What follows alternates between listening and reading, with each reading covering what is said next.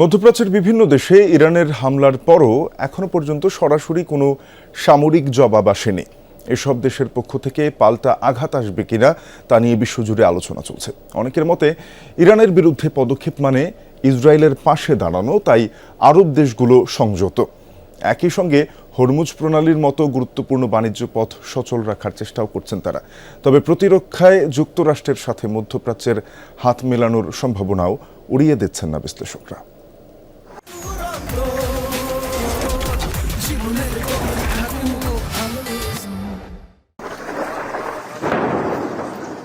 সর্বোচ্চ নেতাকে হারিয়ে একের পর এক দেশে হামলা চালিয়ে যাচ্ছে ইরান।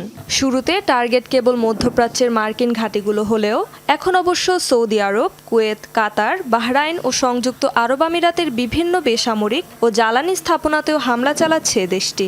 এমন পরিস্থিতিতে এই দেশগুলোরও যুদ্ধে জড়িয়ে পড়ার শঙ্কা বাড়ছে।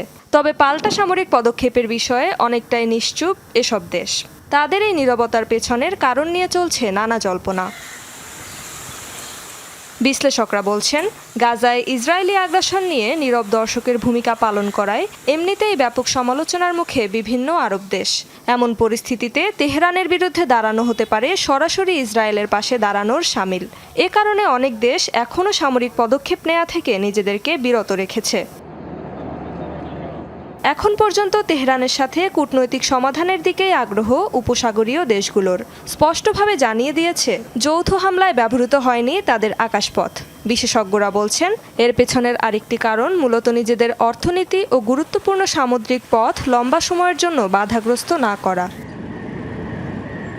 তেহরানের হামলায় ব্যাপকভাবে ক্ষতিগ্রস্ত হচ্ছে মধ্যপ্রাচ্যের দেশগুলোর বাণিজ্য ও ভ্রমণ খাত। চাপের মুখে ওই অঞ্চলের গুরুত্বপূর্ণ তেল ও গ্যাস শিল্প।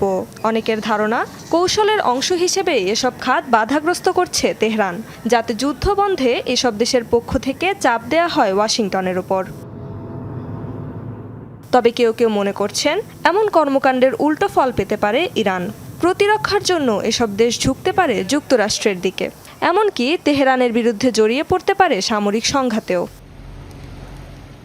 তবে ইরানের বিরুদ্ধে সৌদি আরবের সামরিক পদক্ষেপের শঙ্কাও উড়িয়ে দিচ্ছেন না অনেক মধ্যপ্রাচ্য বিষয়ক বিশ্লেষক।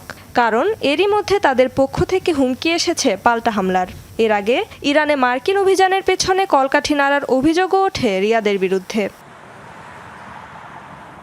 রেজওয়ানা সাইমা, যমুনা নিউজ।